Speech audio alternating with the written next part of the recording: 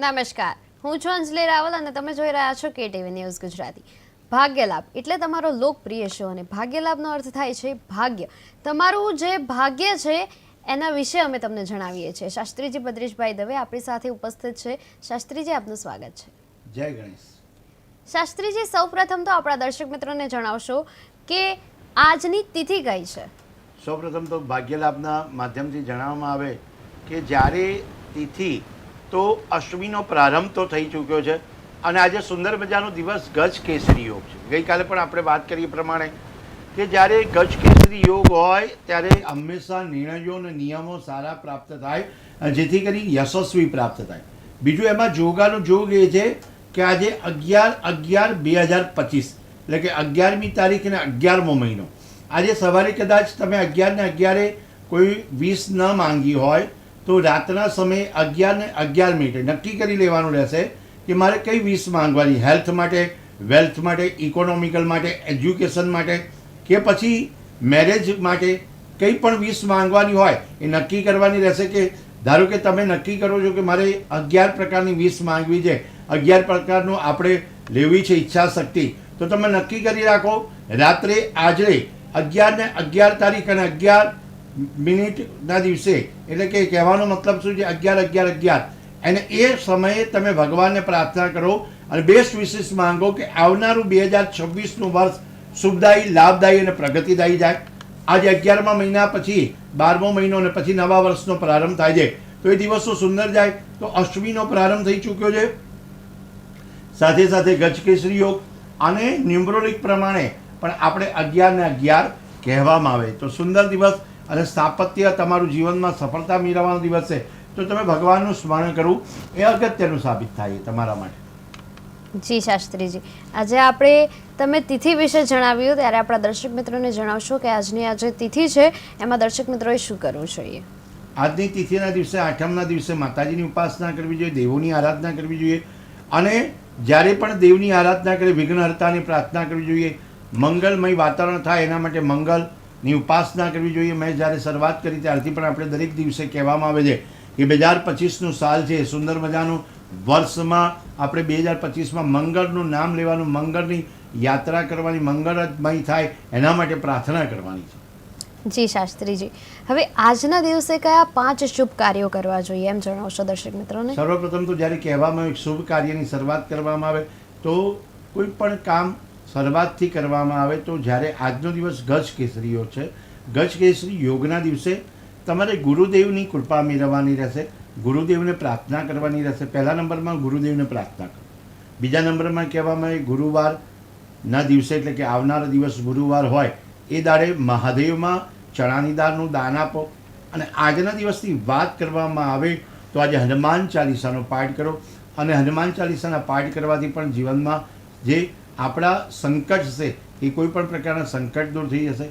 ભયભીત વાતાવરણ હશે. અત્યારે કહેવામાં આવે કે આવતીકાલે ભૈરવ જયંતિ, આજના દિવસને પણ કાલે ઉદય થાય અને ત્યારથી સમય ગણવામાં આવે ત્યારે ભૈરવ જયંતિ છે તો ભૈરવ દેવની પણ ઉપાસના કરવી પડે. કલિકાલમાં કહેવામાં આવે કે ભૈરવ દેવની ઉપાસના કરવામાં આવે, મહાકાલીની ઉપાસના કરવામાં આવે, હનુમાનજીની ઉપાસના કરવામાં આવે અને સાથે સાથે એવું કહેવાય ગ્રહોનું ઉપાસના કરવામાં આવે. ગ્રહો ધારો કે કાલ ભૈરવ દેવની પૂજા કરવામાં આવે તો રાહુ અને કેતુ ગ્રહ જે તમને નડે છે એ નડતા બંધ થઈ જાય છે. જી શાસ્ત્રીજી, આપણે જણાવ્યું છે કે કાલે કાલ ભૈરવ જયંતિ છે તો એના વિશે આપણા દર્શક મિત્રોને થોડી ઘણી માહિતી આપશો? સર્વપ્રથમ જ્યારે વાત કરવામાં કાલ ભૈરવ જયંતિ અને એ અભયદાયીની છે. અભય જે ભક્તો ભયમાં રહે છે, જેને હંમેશા એમ ડર લાગે છે, કંઈક સતાવ્યા કરે છે કે હું આ કાર્ય નથી કરી શકતો, આ નહીં થઈ શકે મારાથી, તો ભૈરવદેવની ઉપાસના આવતીકાલે કરવી જોઈએ. ભૈરવદેવને પ્રાર્થના કરવી જોઈએ અને એ દરેક શત્રુઓને દૂર કરે છે. ભૈરવ ભગવાનની કૃપા એવી રહે છે.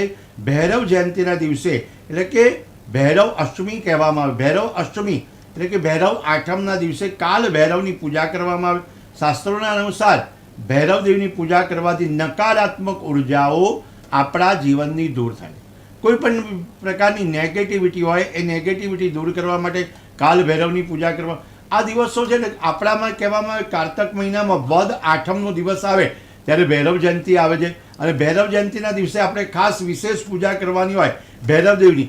આપણા ઘરની નજીક કોઈ એવું મંદિર હોય જ્યાં માતાજીનું મંદિર હોય, ત્યાં ભૈરવદેવની સ્થાપના થયેલી હોય, કાલ ભૈરવની સ્થાપના થઈ હોય અથવા બટુક ભૈરવની સ્થાપના થઈ હોય તો એની પૂજા કરવામાં આવે. ભૈરવદેવની પૂજા કરવાથી નકારાત્મક ઉર્જાઓ દૂર થઈ જાય, ગ્રહોનો દોષ દૂર થઈ જાય અને તમામ પ્રકારના ભય દૂર થાય છે. ભય દૂર કરવા અને શાસ્ત્રમાં લખેલું છે કે કાલ ભૈરવ જયંતિના દિવસે આ પર્વને શિવના રૌદ્ર સ્વરૂપ એટલે કે કાલ ભૈરવને સમર્પિત કરવામાં આવે છે. ભગવાનનું જે સ્વરૂપ છે શિવજીનું એ રૌદ્ર સ્વરૂપ બિરાજમાન થાય તેને ભૈરવ અષ્ટમી કહેવામાં આવે, ભૈરવ જયંતિ કહેવામાં આવે. ભૈરવ દેવને પ્રાર્થના કરવામાં આવે છે. જુદા જુદા નામથી જુદા જુદા જગ્યાએ એ વિખ્યાત અને પ્રખ્યાત થયેલા છે. કાશીના કોટવાળા એટલે કે કાશીની રક્ષા કરવાવાળા ભૈરવ દેવ છે. ક્યાંય પણ તમે માઈ મંદિર એટલે કે દેવીની ઉપાસના કરવા જાઓ, દેવીની આરાધના કરવા જાઓ તો દેવીના સ્થાનમાં તમે દર્શન કરવા જાઓ તો ભૈરવદેવનું સ્થાન રહેલું હોય, ભૈરવદેવની પૂજા કરવી પડે, ભૈરવદેવને પણ પ્રાર્થના કરવી પડે. કેદાર જઈએ તો પણ આપણે ભૈરવદેવને પ્રાર્થના કરવામાં આવે, વૈષ્ણવદેવી માતાએ જઈએ તો પણ ભૈરવદેવને પ્રાર્થના કરવામાં આવે, નાનામાં નાનું મંદિર હોય તો પણ ભૈરવદેવને પ્રાર્થના કરીને કાર્ય કરતા. ભૈરવ એટલે કે કાલ ભૈરવની ઉપાસના કરવાથી આપણા જીવનમાં આનંદમય વાતાવરણ રહે છે અને લાભકારી છે.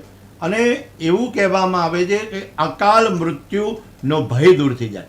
કાશી ક્ષેત્રમાં ભૈરવદેવનું મંદિર આવેલું છે અને ઉજ્જૈન ક્ષેત્રમાં પણ પ્રખ્યાત ભૈરવદેવનું મંદિર આવેલું.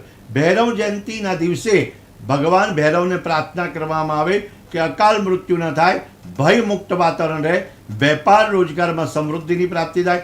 અને એવું કહેવામાં આવે કે કારતક મહિનામાં દરેક દેવતાઓની પ્રાર્થના કરવામાં આવે. તો કારતક મહિનો જ્યારે શરૂઆત થતો હોય ત્યારે આપણે નવા વર્ષની શરૂઆત કરતા હોય ને જ્યારે આઠમ વધમાં આવતી હોય ત્યારે આજે 11મી નવેમ્બરના રોજ રાત્રે 11:08 અને સમાપન 12મી નવેમ્બર રાત્રે 10:58 સુધી એટલે કે ઉદય તિથિ ગણવામાં આવે. એટલે બુધવારના દિવસે ભૈરવ જયંતિ આપણે મનાવવામાં આવશે. અને ભૈરવદેવનું મહત્વ ખૂબ રહેલું છે. કાશીના કોટવાળા પણ કીધા પૂજાનું પણ મહત્વ ખૂબ રહેલું. પૂજાનો સમય ખાસ કરી પૂજાનો સમય તમારે સવારનો સમય હોય ત્યારે સવારે ભૈરવદેવને પ્રાર્થના કરવી જોઈએ, સવારે વહેલા ઉઠવું જોઈએ, સવારે સ્નાનાદિ કર્મ કરવું જોઈએ. ખાસ કરી આજના જે આપણે ઉપાય બતાવવામાં આવે ભૈરવદેવના તો એ દિવસે સવારે વહેલા ઉઠી સૂર્યનારાયણને જલ અર્પણ કરવું પડે, સૂર્યનારાયણને અર્ઘ્ય અર્પણ કરવું પડે અને એ સારા મુહૂર્તમાં ભૈરવદેવને સરસ્યાના તેલનો દીવો કરવો પડે.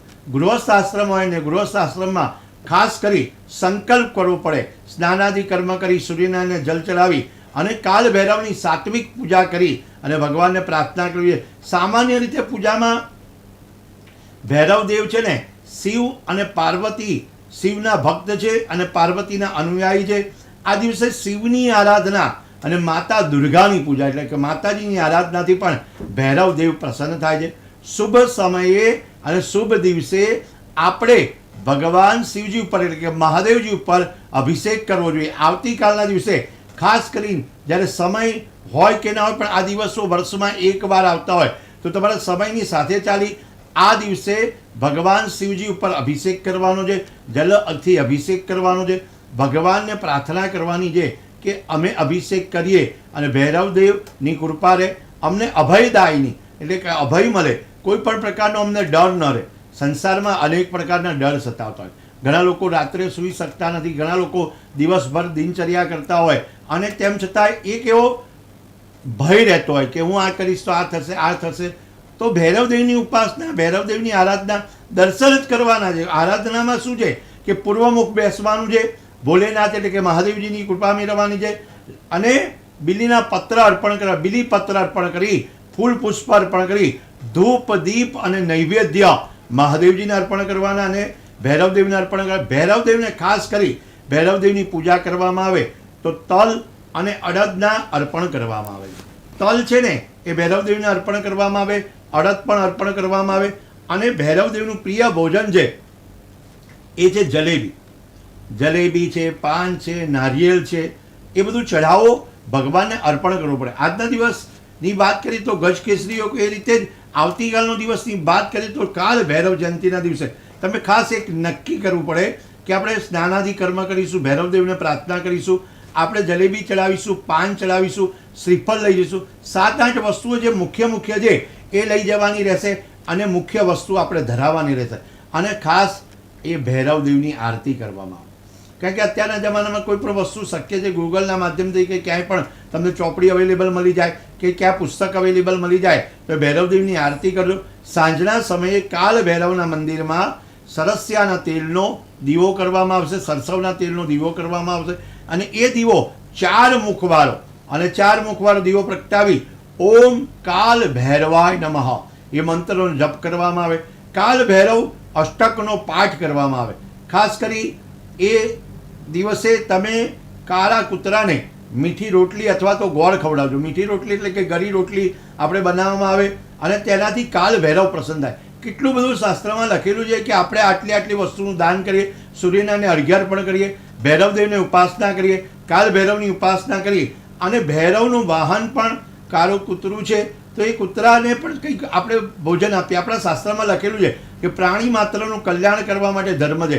ગાયને તો ઘાસ ખવડાવતો હોય, કૂતરાને રોટલી ખવડાવતો હોય, કાગડાને પણ આપણે ખવડાવતો હોય, કીડીઓને પણ આપણે દર પૂરતા હોઈએ. તો આપણો ધર્મ એમ કહે કે આપણી આજુબાજુમાં રહેલા સજીવ જીવની પણ આપણે જવાબદારી લેવી જોઈએ અને જવાબદારીપૂર્વક કાર્ય કરવું જોઈએ. કોઈ નિરાધાર વ્યક્તિ હોય, કોઈ ગરીબ વ્યક્તિ હોય કે કોઈ પણ જે જરૂરિયાતવાળો વ્યક્તિ હોય એ વ્યક્તિને મદદ કરવાની રહેશે.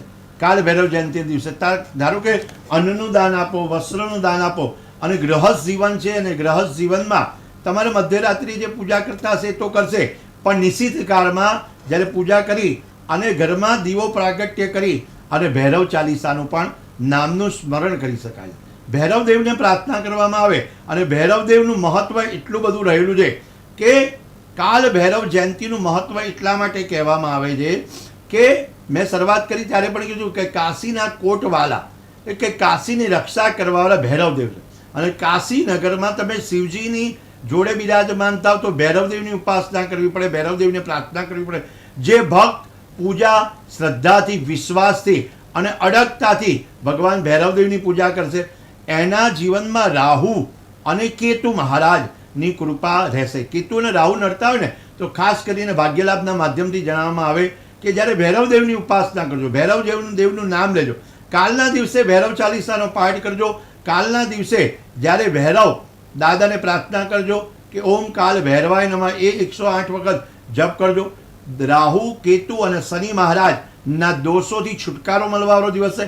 કાલ ભૈરવ ભગવાનની પૂજા કરવાથી તમારા જીવનમાં લાભદાયી પરિણામ આવશે.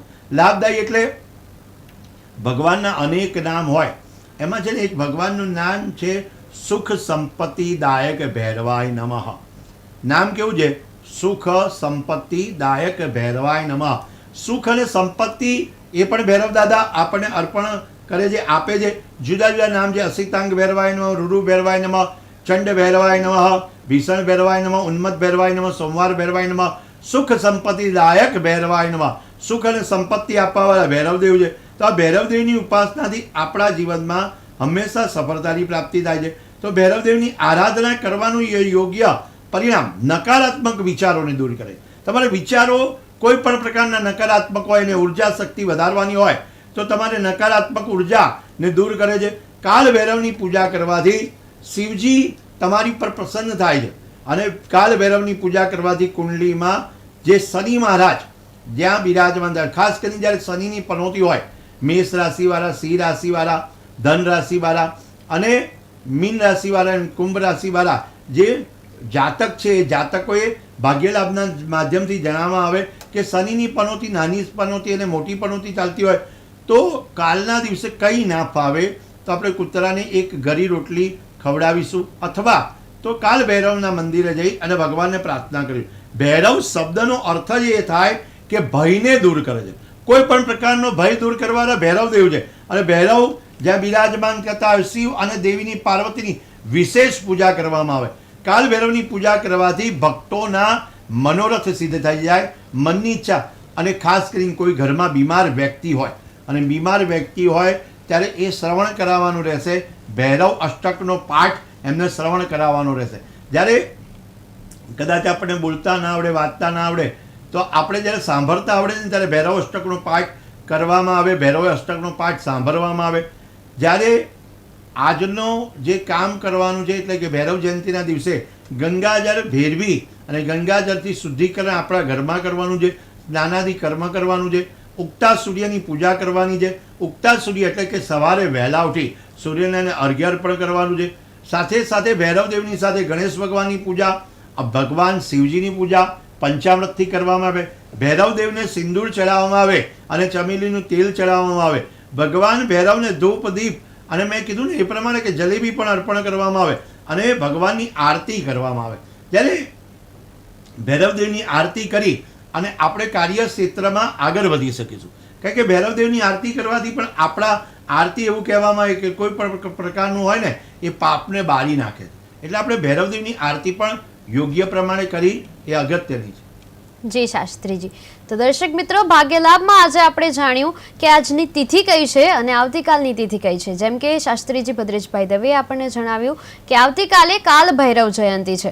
તો જ્યારે કાલે કાલ ભૈરવ જયંતિ છે ત્યારે શું કરવું જોઈએ, કઈ રીતે પૂજા કરવી જોઈએ, કયા ભગવાનની ઉપાસના કરવી જોઈએ અને કેવી રીતે કરવી જોઈએ, આ બધી જ વસ્તુઓ અહીંયાથી તમને જણાવવામાં આવી છે. તો આવા જ માર્ગદર્શન માટે આપણે ફરી આવતીકાલે મળીશું બપોરે 3:30 કલાકે આપણા જે શાસ્ત્રીજી છે ભદ્રેશભાઈ દવે એમની સાથે. ભદ્રેશભાઈ દવે, આપનું આભાર માનીએ છીએ કે આપ અમારી સાથે જોડાયા અને જે આપણા દર્શક મિત્રો છે એમને માર્ગદર્શન આપ્યું. ત્યાં સુધી જોતા રહો KTV ન્યૂઝ ગુજરાતી. સમસ્યા તમારી, ખબર અમારી.